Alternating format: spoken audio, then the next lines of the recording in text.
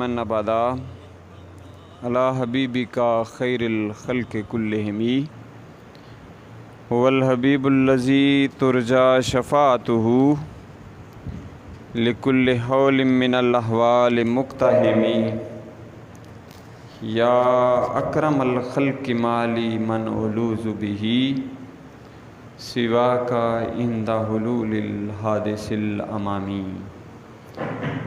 یا رب صل وسلم دائما ابدا علی حبیبک خیر الخلق کلہم۔ اللہ رب العزت کی حمد و ثنا اور اللہ کے پیارے محبوب حضور نبی اکرم نور مجسم رحمت دو عالم شفیع معظم احمد مجتبی محمد مصطفیٰ صلی اللہ علیہ وآلہ وسلم پر درود و سلام کا نذرانہ پیش کرنے کے بعد محترم سامعین و حاضرین، آپ کے سامنے قرآن مجید کی ایک آیت مبارکہ کا کچھ حصہ تلاوت کرنے کی سعادت حاصل ہوئی۔ خالق کائنات سے یہ دعا ہے کہ وہ خالق و مالک ہم سب کو صحیح معنوں میں اپنے پاک کلام کو پڑھنے کی، اسے سمجھنے کی اور صحیح سمجھ کر عمل کرنے کی توفیق عطا فرمائے۔ آج کی ہماری گفتگو اللہ کے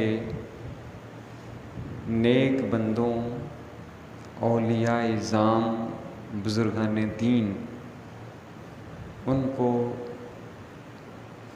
بطور وسیلہ پیش کرنا اور ان کے ساتھ صحبت اختیار کرنا،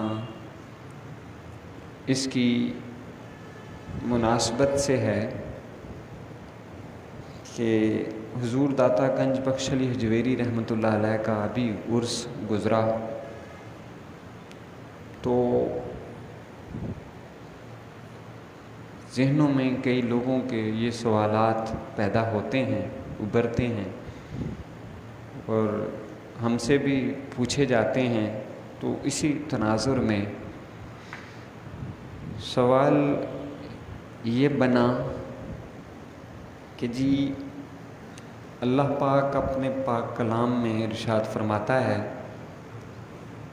کہ نحن اقرب الیہ من حبل الورید،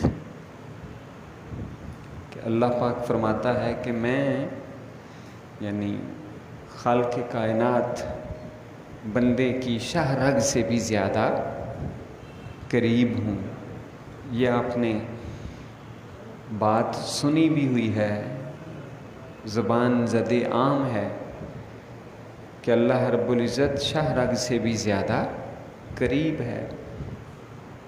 تو سوال پیدا ہوتا ہے کہ جب وہ خالق و مالک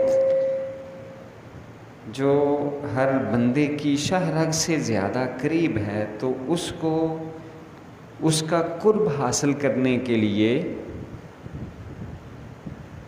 اس کے قریب ہونے کے لیے پھر ہمیں یہ اولیاء کرام، بزرگان دین، علماء کرام، ان کے ساتھ وابستگی اور ان کے ساتھ تعلق قائم کرنے کی کیا ضرورت ہے، یا ان کے وسیلے کی کیا حاجت ہے، ضرورت ہے کہ ہم جب خالق و مالک جو شاہ رگ سے بھی زیادہ قریب ہے، تو پھر ہمیں ڈائریکٹ اللہ تعالیٰ ہی کے ساتھ اپنا تعلق قائم کرنا چاہیے، مضبوط کرنا چاہیے۔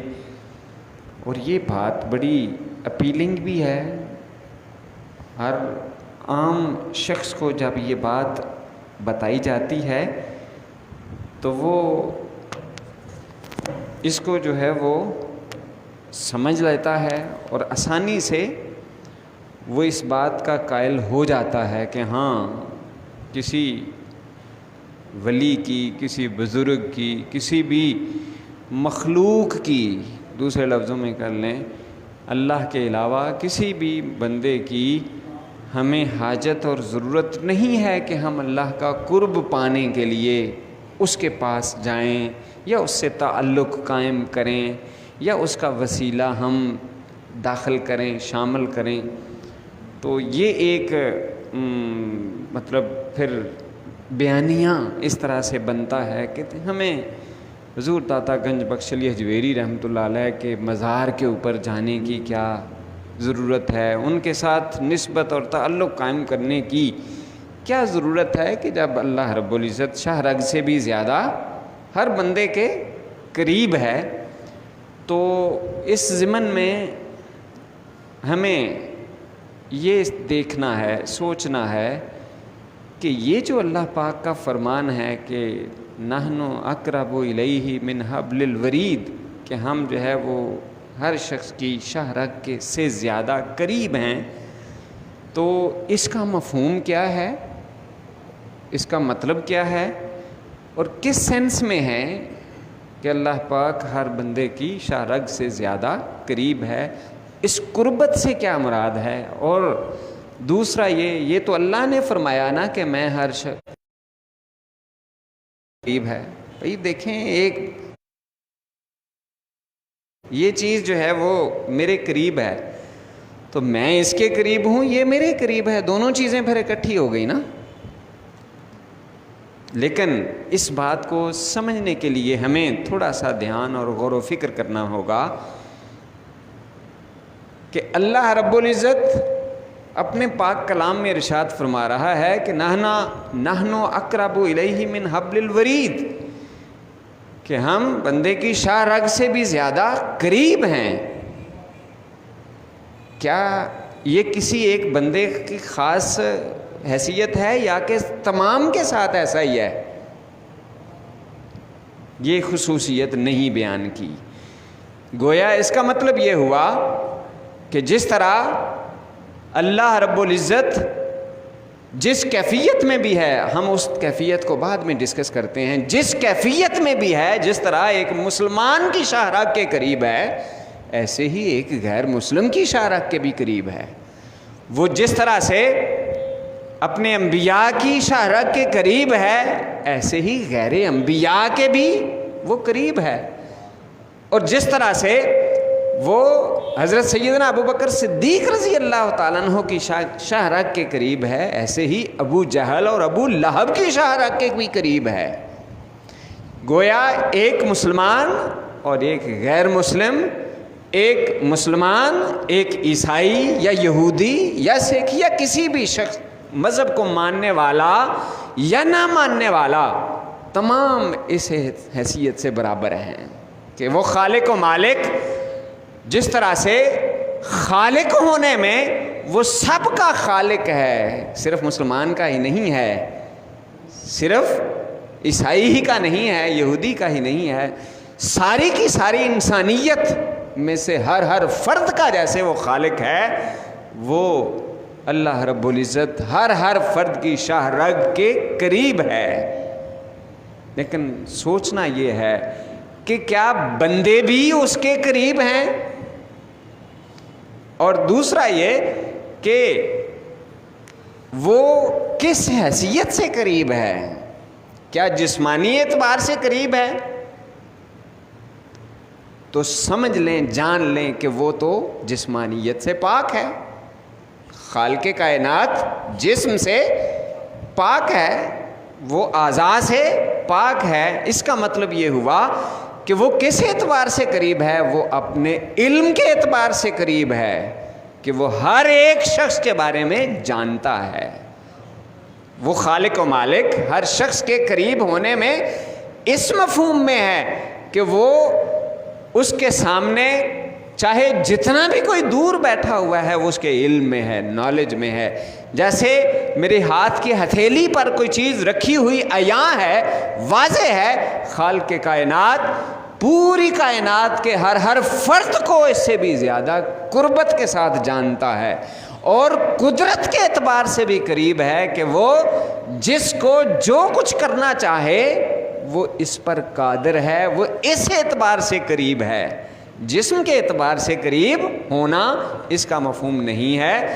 اگر یہ ہو تو پھر بندے بھی اسی طرح اس کے بالکل قریب ہوں، اور جب جسمانیت سے وہ خالق و مالک پاک ہے تو پھر اس کا مطلب یہ ہے کہ اس کا قریب ہونا اس طرح سے قریب نہیں جیسے یہ میرا موبائل میرے قریب ہے، یا میرا پین میرے قریب ہے، یا میرا لباس میرے قریب ہے۔ ایسے خالق و مالک ہر شخص کے قریب اس معنوں میں نہیں ہے، چونکہ وہ جسم سے پاک ہے۔ اب دوسری طرف آئیں کہ کیا بندے بھی اس کے اسی طرح قریب ہیں جس طرح سے وہ قریب ہے؟ ہرگز ایسا نہیں ہے۔ کیوں؟ اس لیے کہ پہلی بات سے ہی اس بات کا رد ہو گیا کہ جب اللہ رب العزت جسمانی اعتبار سے قریب نہیں ہے تو گویا بندے بھی اس کے اس طرح سے قریب نہیں ہیں۔ اب بندے کا اللہ کے ساتھ قرب کیا ہے، وہ کیسے قریب ہے، اور اس کا مفہوم کیا ہے، تو یہ بھی جان لیں کہ اللہ رب العزت نے اپنے پیارے محبوب صلی اللہ علیہ وآلہ وسلم کو اور آپ سے پہلے جتنے بھی انبیاء تھے ان سب کو لوگوں کو اپنے قریب کرنے کے لیے بھیجا۔ کس لیے بھیجا؟ اپنے قریب کرنے کے لیے۔ کن کو بھیجا ہے؟ انبیاء اکرام کو۔ اور اللہ رب العزت نے اپنے پیارے محبوب صلی اللہ علیہ وسلم کے بارے میں ارشاد فرمایا اِنَّا أَرْسَلْنَاكَ شَاهِدًا وَمُبَشِّرًا وَنَذِيرًا وَدَاعِيًا إِلَى اللَّهِ بِإِذْنِهِ وَسِرَاجًا مُنِيرًا۔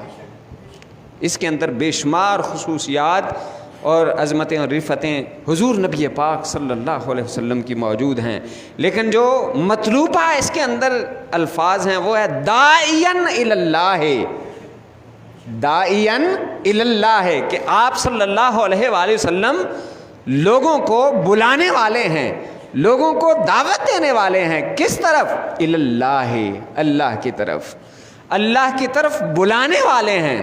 داعیاً الی اللہ بِإِذْنِهِ، اللہ کے حکم کے ساتھ۔ اب یہ دیکھیں کہ اگر بندے پہلے ہی اللہ کے قریب ہوں تو پھر نبیوں کو بھیجنے کی حاجت اور ضرورت نہیں ہے۔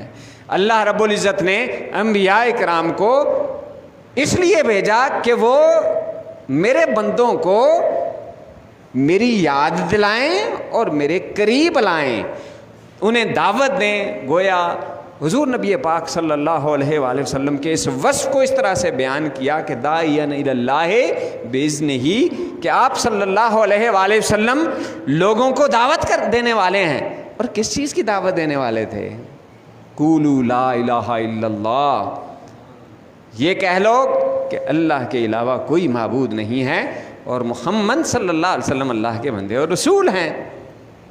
اب جس شخص نے یہ کلمہ پڑھ لیا، جس شخص نے یہ کلمہ پڑھ لیا تو وہ گویا دائرہ اسلام کے اندر داخل ہو گیا، اور جو دائرہ اسلام کے اندر داخل ہو گیا وہ مسلمان کہلایا، وہ مومن کہلایا، اور ان کو ہی مخاطب کیا اللہ رب العزت نے، یا ایھا الذین آمنوا اتقوا اللہ، اے وہ لوگوں جو ایمان لائے ہو اللہ سے ڈرتے رہو، وابتغوا الیہ الوسیلہ۔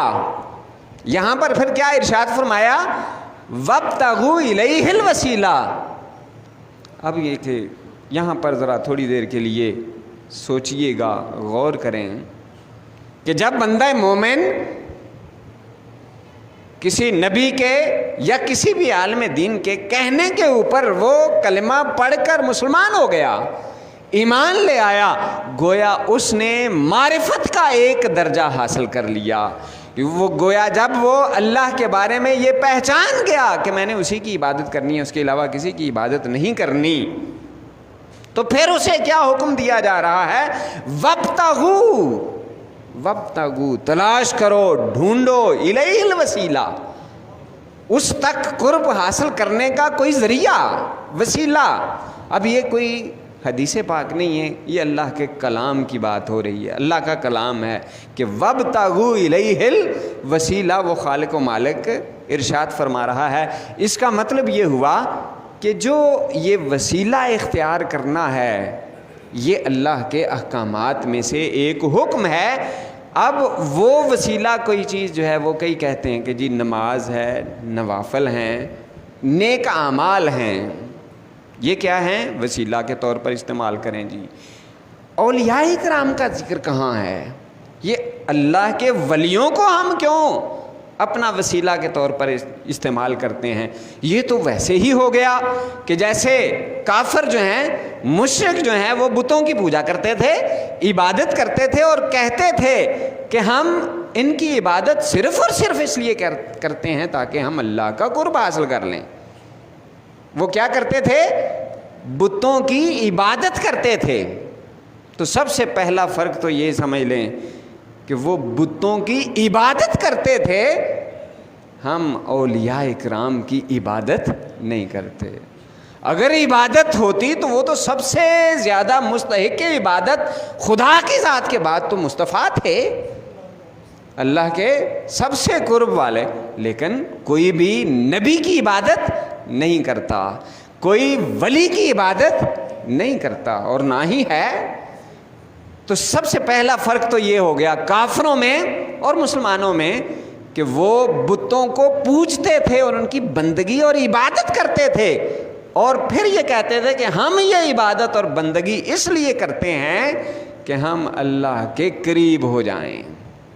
اس لیے اس کو ہم یہاں پر اپلائی کر کے یہ کہیں کہ جی یہ بتوں والا معاملہ ہے، کافروں والا کام ہے، ایسی بات نہیں ہے۔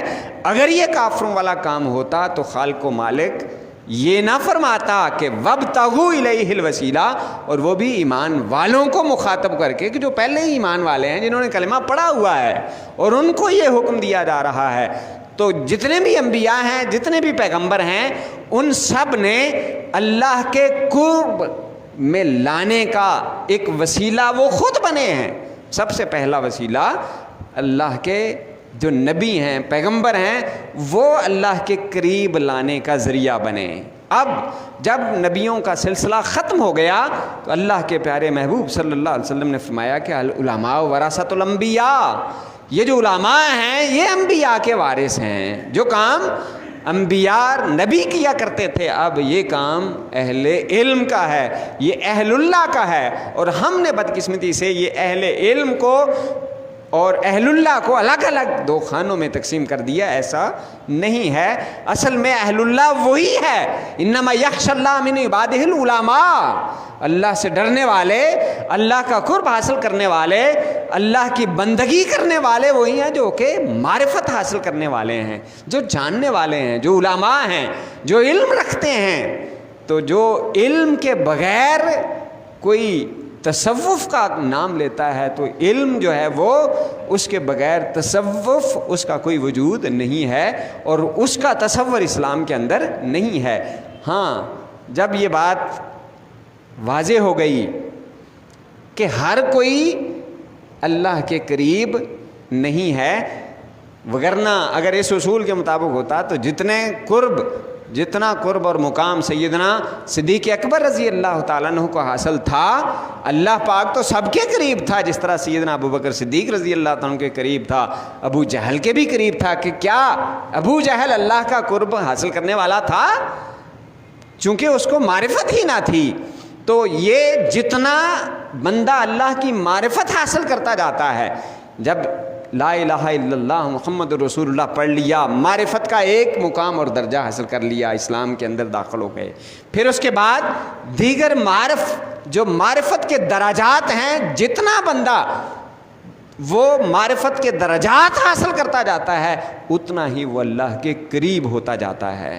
اس کی مثال جو ہے وہ مولانا روم نے ایک بڑی سادہ اور عام فہم انداز کے ساتھ ایک حقائق بیان کرتے ہوئے کی ہے۔ انہوں نے کہا کہ ایک جوہری کے پاس ایک ہیرا تھا، بڑا قیمتی تھا، لیکن اس کو خریدار نہیں مل رہا تھا۔ اس نے کہا کہ یہ کسی عام شخص کو تو بیچا نہیں جا سکتا، لہٰذا اس نے فیصلہ کیا کہ میں فلاں ملک کے بادشاہ کے پاس جاتا ہوں اور اس کو یہ جا کے بیچتا ہوں تاکہ اس کی مناسب قیمت مل جائے۔ چنانچہ اس نے سفر کا ارادہ کیا۔ سفر کے اوپر جب روانہ ہوا تو اسے ایک شخص ملا کہ جس کو پتہ چلا کہ اس کے پاس ہیرا ہے، وہ بھی اس کے ساتھ چل دیا، اور اس نے کہا کہ میں اس سے کسی طرح سے یہ ہتھیا لوں گا اور میں خود جو ہے وہ اس کو آگے کہیں بیچ دوں گا۔ چل دیے دونوں نے مل کر، مختصر کر رہا ہوں، بڑی طویل جو ہے نا وہ ہے، تو انہوں نے فیصلہ کیا کہ ہم مل کر آگے سفر کریں گے۔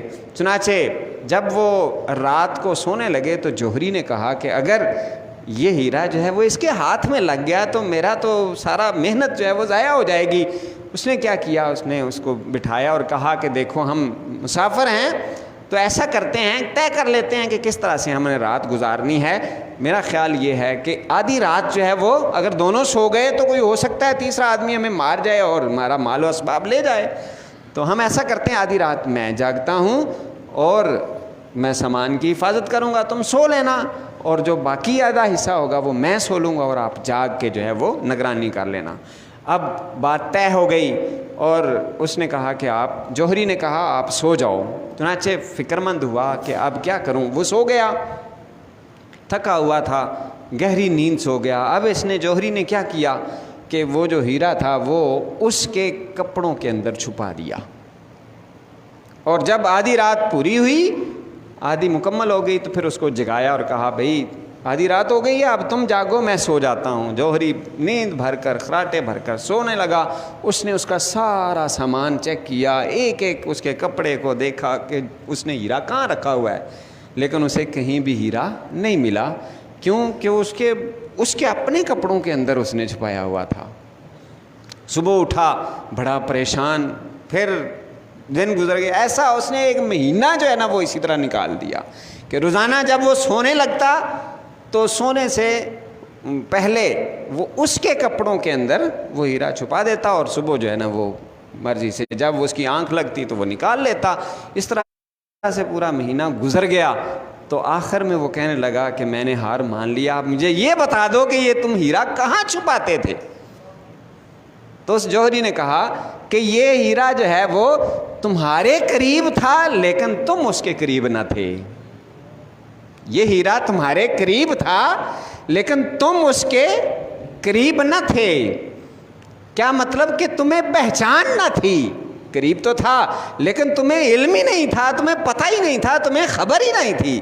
خالق و مالک ہر شخص کے قریب ہے لیکن ہمیں معرفت ہی نہیں ہے، ہمیں پہچان ہی نہیں ہے، ہمیں علم ہی نہیں ہے، ہمیں پتہ ہی نہیں ہے، ہمیں خبر ہی نہیں ہے۔ تو مولانا روم فرماتے ہیں کہ اولیاء اکرام کا بھی یہی وتیرہ ہے اور یہی راز ہے کہ انہیں اللہ کی معرفت ہوتی ہے، اللہ کے بارے میں خبر رکھتے ہیں، اس لیے وہ اللہ کے قریب بھی ہوتے ہیں۔ تو جو جتنا اللہ کی معرفت حاصل کر لیتا ہے، جتنا اللہ کے قریب ہوتا چلا جاتا ہے، پھر اس کے اوپر نوازشیں بھی اتنی ہی زیادہ ہوتی چلی جاتی ہیں۔ تو گویا اللہ رب العزت کے، جو میں عرض کر رہا تھا کہ اعمال کو وسیلہ قرار دیتے ہیں، لیکن یاد رکھیے یہ اعمال کوئی اصل چیز نہیں ہے۔ آپ تصور کریں اگر نمازی نہ ہو تو نماز ہوگی؟ اگر روزے دار نہ ہو، روزے کا وجود تصور میں آ سکتا ہے کہ کیا ہے روزہ؟ اگر نمازی کھڑا نہ ہو، قیام کا تصور نہیں ہے۔ اگر حج کرنے والا نہیں ہے تو حج کچھ بھی نہیں ہے، حج ہے ہی نہیں، ہو ہی نہیں سکتا۔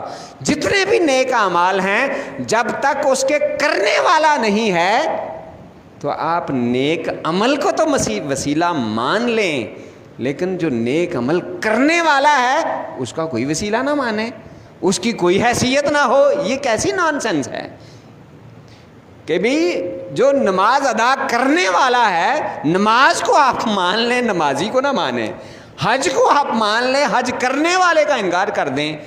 دین کو آپ مان لیں، دین لانے والے کو نہ مانیں۔ یہ کیا بات ہوئی؟ یہ تو ایسے ہی ہے جیسے منافقین نماز پڑھتے تھے کہ نہیں پڑھتے تھے؟ نماز پڑھتے تھے، رکوع بھی کرتے تھے، سجدہ بھی کرتے تھے، کیفیت تھی، روزے بھی رکھتے ہوں گے، لیکن کیا ان کی نماز اللہ کے قرب کا ذریعہ تھی؟ ہرگز نہ تھی۔ کیوں؟ اس لیے کہ وہ اللہ کے نبی کو نہیں مانتے تھے، اللہ کے نبی کی محبت ہی نہ تھی۔ تو جو دین کو مانے اور دین دینے والے کو نہ مانے، اس کا دین کا ماننا کیا فائدہ؟ ایسے ہی جو اولیاء کرام ہیں ان کو ہم وسیلہ مانتے ہیں، کیوں؟ ان کے نیک اعمال کی وجہ سے ہی مانتے ہیں، ان کی شعبیداری کی وجہ سے ہی تو مانتے ہیں، ان کے علم کی وجہ سے تو مانتے ہیں کہ وہ اللہ کی معرفت رکھتے ہیں۔ ہمیں اللہ کی معرفت نہیں ہے، ہم اللہ کی معرفت حاصل کرنا چاہتے ہیں، اس کے لیے صحبت اختیار کرنا پڑتی ہے، اس کے لیے اللہ کا ذکر کرنا پڑتا ہے اور اتباع کرنا پڑتی ہے، نکالی نہیں، اتباع۔ نکالی تو منافق بھی کیا کرتے تھے، نماز پڑھتے تھے جیسے مسلمان پڑھتے ہیں، لیکن اتباع یہ ہے کہ اللہ کے محبوب کی محبت میں غرق ہو کر نماز ادا کی جائے، بندگی کی جائے، اللہ کے ساتھ اپنا تعلق مضبوط بنایا جائے۔ اللہ پاک سے دعا ہے کہ وہ خالق و مالک ہمیں صحیح معنوں میں عمل کرنے کی توفیق عطا فرمائے۔